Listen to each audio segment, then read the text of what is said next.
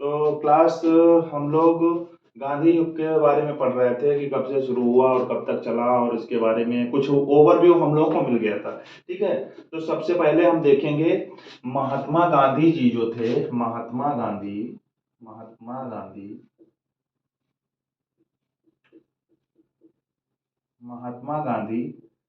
1893 में ये कहाँ गए थे भैया? ये साउथ अफ्रीका गए। कहाँ गए? दक्षिण अफ्रीका। दक्षिण अफ्रीका जाते हैं। तो दक्षिण अफ्रीका क्यों गए? कोई कारण रहा होगा। तो एक दादा अब्दुल्ला थे, दादा अब्दुल्ला, दादा अब्दुल्ला, ठीक है। इनका क्या करने गए थे? केस लड़ने गए थे। क्या करने गए थे? इनका केस लड़ने गए थे। ठीक है, तो दादा अब्दुल्ला का केस लड़ने कहाँ गए थे? दक्षिण अफ्रीका गए थे। ठीक है, वहां इन्होंने केस लड़ने के बाद में क्या किया? वहां इन्होंने 1894 ईस्वी में Natal Congress, Natal Congress, Natal Congress की स्थापना करी। कहां पे? दक्षिण अफ्रीका में। ठीक है, दक्षिण अफ्रीका में 1894 ईस्वी में इन्होंने क्या किया? नटाल कांग्रेस की स्थापना की। फिर इन्होंने क्या किया? इन्होंने क्या किया? 1902 ईस्वी में। कब? 1902 ईस्वी में टॉलस्टॉय, टॉलस्टॉय, टॉलस्टॉय आश्रम की स्थापना की। तो भैया सबसे पहले क्या हुआ? गांधी जी 1893 में दादा अब्दुल्ला का केस लड़ने कहाँ गए थे?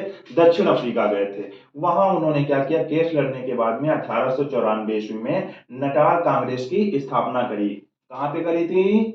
दक्षिण अफ्रीका में।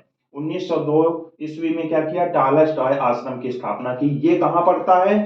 ये भैया आपका पड़ता है जोहान्सबर्ग में, जोहान्सबर्ग में। ठीक है, उसके बाद इन्होंने क्या किया? उसके बाद इन्होंने 1904 ईस्वी में, 1904 ईस्वी में फीनिक्स आश्रम की स्थापना करी, जो कि कहां पड़ता है भैया? ये पड़ता है आपका डरबन में, डरबन में। ये सब कहां पड़ता है भैया? ये सारी क्रियाकलाप जो हो रहे थे वो कहां पे? ये दक्षिण अफ्रीका में। कहां पे? दक्षिण अफ्रीका में। ठीक है, समझ में आ रहा है? ठीक, उसके बाद में ये क्या हुआ? 9 जनवरी, 9 जनवरी 1915 ईस्वी में महात्मा गांधी जी कहाँ आए? यह भारत आए। कहाँ आए भैया? भारत वापस आ गए। ये 9 जनवरी को आज भी क्या मनाया जाता है भैया? प्रवासी दिवस, प्रवासी दिवस। हर प्रत्येक सॉरी प्रत्येक वर्ष 9 जनवरी के दिन क्या मनाया जाता है? भारतीय प्रवासी दिवस। ठीक है, उसके बाद में क्या होता है? उसके बाद में 1915 में इन्होंने क्या किया था? 1915 में इन्होंने एक काम और किया था आने के बाद में, साबरमती, साबरमती आश्रम, साबरमती आश्रम की स्थापना करी। ठीक, उसके बाद में इनके गुरु कौन थे? इन्होंने अपना गुरु किसको बनाया था? गुरु इनके कौन थे?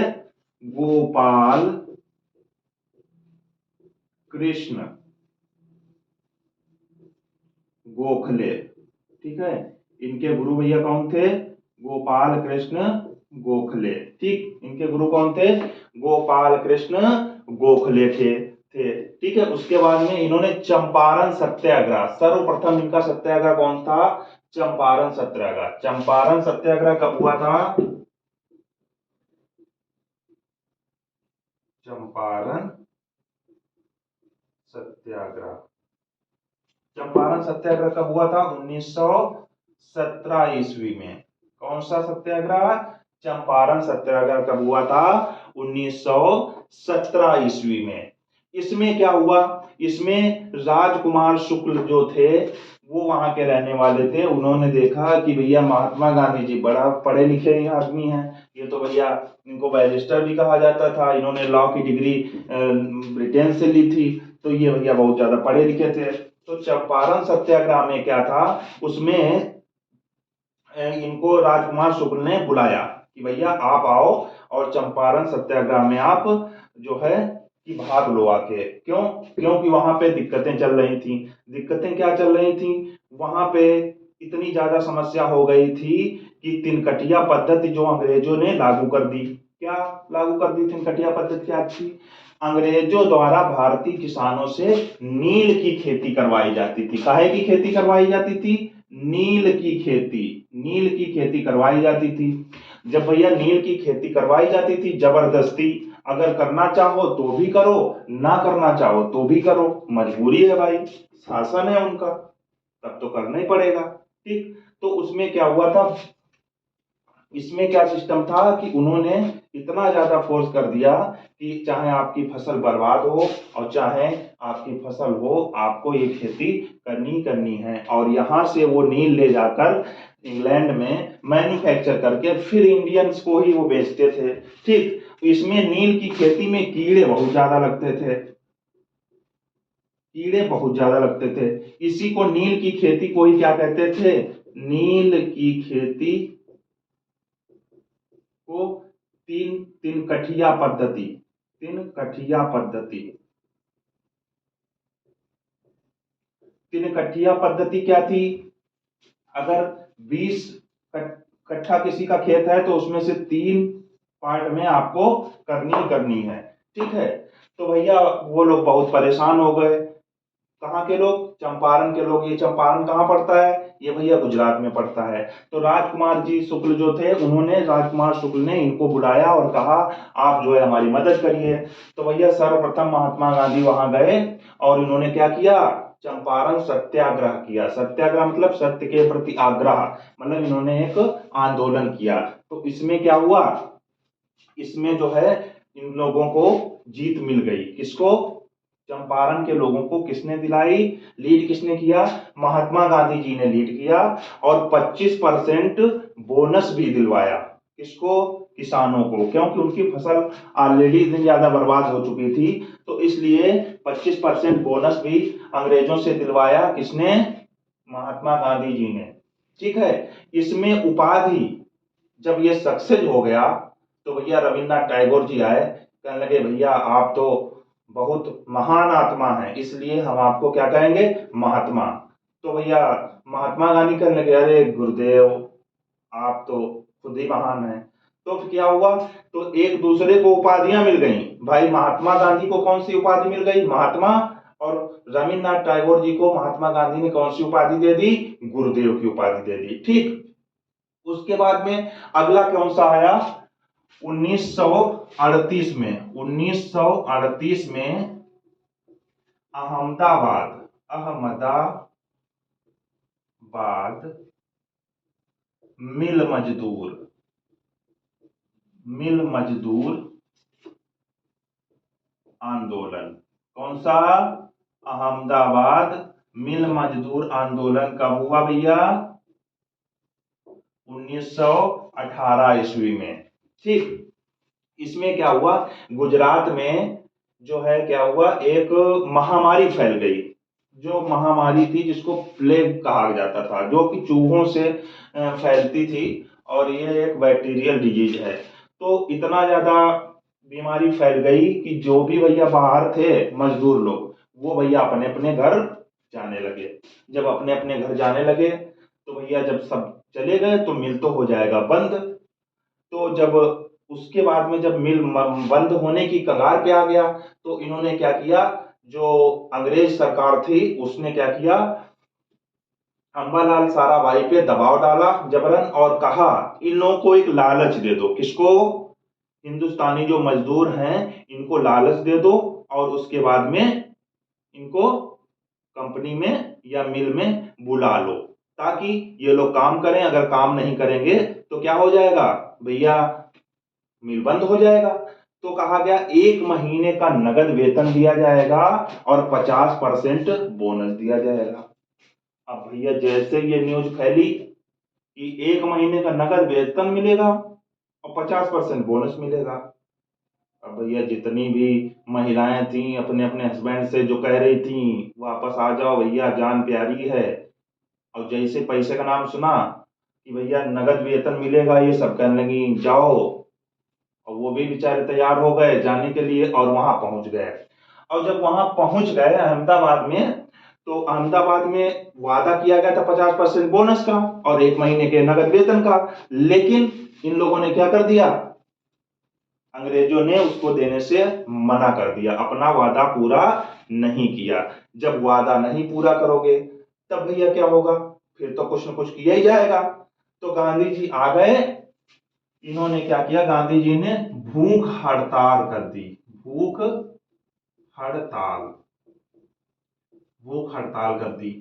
तो गांधी जी की पहली भूख हड़ताल कौन सी थी, अहमदाबाद मिल मजदूर आंदोलन जो था उसमें थी। कब हुई थी, 1938 लिख दिया, ये 1918 होगा, ठीक है, ये 1918 होगा, ठीक है।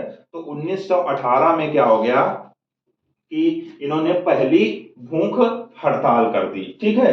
तो भूख हड़ताल करने के बाद में क्या हुआ, अब अंग्रेजी सरकार दबाव में आ गई। इसको जरा करेक्ट कर लेना बच्चों, ये 1918 होगा, अहमदाबाद मिल मजदूर आंदोलन 1918, ठीक है, 1918, ठीक।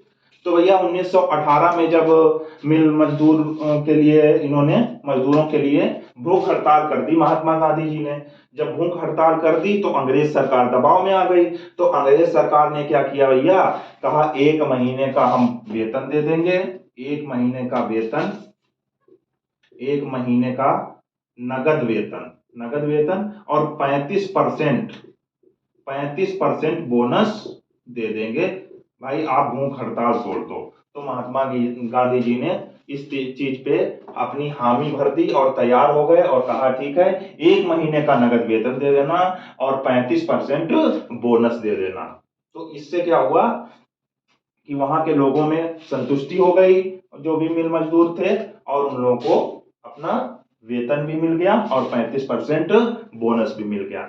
अगला क्या आता है, अगला आता है आपका जब ये कंप्लीट हो गया 1918, तो उसके बाद में एक खेड़ा सत्याग्रह आया था। खेड़ा सत्याग्रह कब आया था, ये भी आया था आपका 1918 में, ठीक है। कौन सा सत्याग्रह, खेड़ा सत्याग्रह, खेड़ा सत्याग्रह, खेड़ा सत्याग्रह कब आया था, 1918 में, ठीक है। ये कब हुआ, 1918 में। खेड़ा कहां पड़ता है, ये भैया पड़ता है गुजरात में।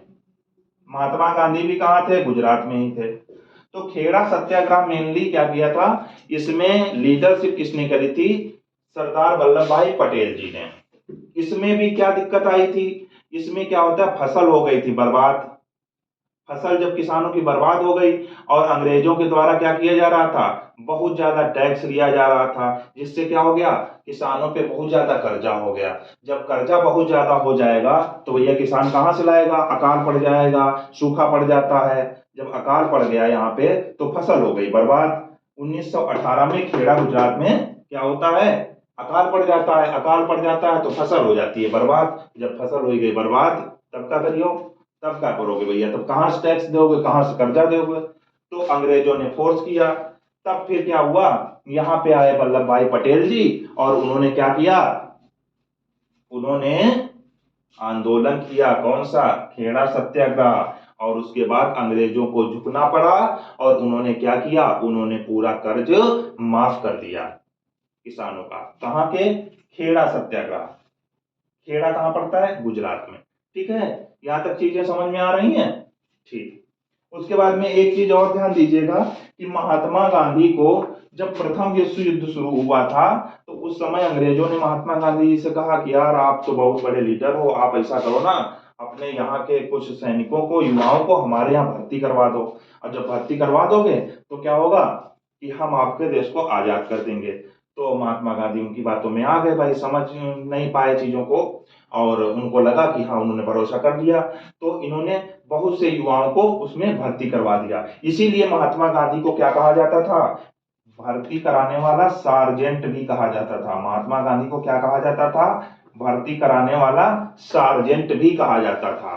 तो ये सारी चीजें थी जो महात्मा गांधी के बारे में कुछ मेन मेन चीजें हैं जो कि बहुत इंपॉर्टेंट है, और मैक्सिमम पॉइंट एग्जाम के पॉइंट ऑफ व्यू से बहुत इंपॉर्टेंट है। इसको आप लोग ध्यान से याद करिएगा, और इसमें जितनी भी चीजें हैं मेन मेन पॉइंट उनको लर्न जरूर कर लीजिएगा, और इससे आपका ओवरव्यू मिल जाता है, जिससे कि माइंड में चीजें सेट हो जाती हैं। और जब एग्जामिनेशन में 4 ऑप्शन दिखाई देते हैं तो कोई न कोई ऑप्शन जो राइट होता है वो आपके माइंड में ऑलवेज हमेशा ही हमेशा वो क्लिक ही कर जाता है। जैसे स्ट्राइक करेगा आप तुरंत उसको टिक कर देंगे और आपका एग्जाम सही हो जाएगा, आपका क्वेश्चन बिल्कुल करेक्ट हो जाएगा। ओके।